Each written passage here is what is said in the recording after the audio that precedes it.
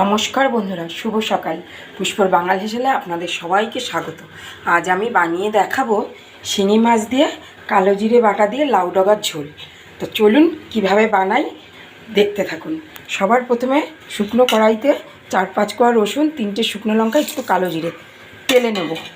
মশলাটা সুন্দরভাবে ভাজা হয়ে গেছে, এবার ওই কড়াইতেই তেল দিয়ে দেবো। মাছ, বেগুন আর বড়িটা এই তেলের মধ্যে ভেজে তুলে নেব। মাছের গায়ে দিয়ে দেবো হলুদ, লবণ দিয়ে মাছটাকে হালকা ভাজবো। যেহেতু জ্যান্ত মাছ, সেই জন্য আমি বেশি ভাজবো না। একই সঙ্গে এই বড়ি কটাও ভেজে তুলে নেব। তেলটা খুব ভালোভাবে গরম হয়ে গেছে, এবার মাছগুলো আমি একসাথেই দিয়ে দেবো। একটু সাবধানে দেবেন, মাছগুলো কিন্তু খুব ফাটে। ঢাকা দিয়ে দেবো। মাছ, বেগুন, বড়ি একসাথে ভেজে তুলে নিয়েছি। এবার ওই তেলে ফোড়ন দিয়ে দেবো 2টো শুকনো লঙ্কা, একটু কালো জিরে, আর দিয়ে দেবো বেশ কয়েকটা চেরা কাঁচা লঙ্কা। দিয়ে দেবো আলু কেটে রাখা, শিম কেটে রাখা। এটাকে সাঁতলে নেবো খুব ভালোভাবে।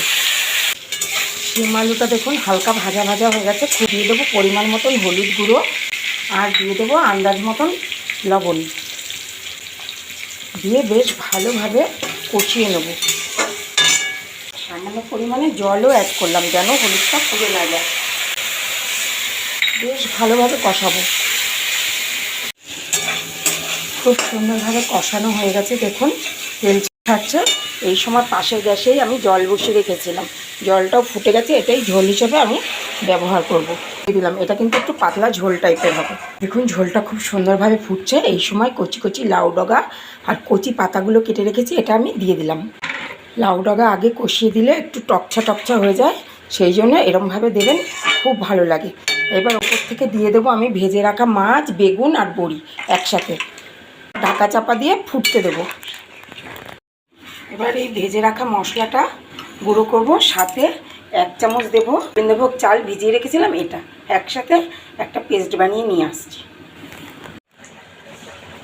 দেখুন বন্ধুরা কি সুন্দর কালার এসছে, আর আলু ঠালু খুব ভালোভাবে সেদ্ধ হয়ে গেছে, আর বড়িগুলোও দেখুন ফুলে কত বড় বড় হয়ে গেছে। এই সময় দিয়ে দেবো এই যে পেস্ট করে রাখা কালো জিরে, শুকনো লঙ্কা, রসুন আর চালটা। এটা দিলে এর ঘ্রাণ, স্বাদ দুটোই বদলে যাবে। এইভাবে বানিয়ে একবারে খেয়ে দেখবেন, আশা করি অনেক ভালো লাগবে। কি অপূর্ব দেখতে হয়েছে, আর তেমনি সুন্দর ঘ্রাণ বেরোচ্ছে। এটা দেওয়ার পর 2 থেকে 3 মিনিট ফোটাবো, বেশিক্ষণ ফোটাবো না। একদম রেডি হয়ে গেছে বন্ধুরা আমাদের লাউ ডগা দিয়ে শিঙি মাছের ঝোল। এইভাবে বানিয়ে গরম গরম ভাতের সাথে সব পরিবারে উপভোগ করবেন। ভালো থাকবেন, সুস্থ থাকবেন, দেখতে থাকবেন পুষ্পর বাঙাল হেসেল। ফিরে আসছি পরের ভিডিওতে।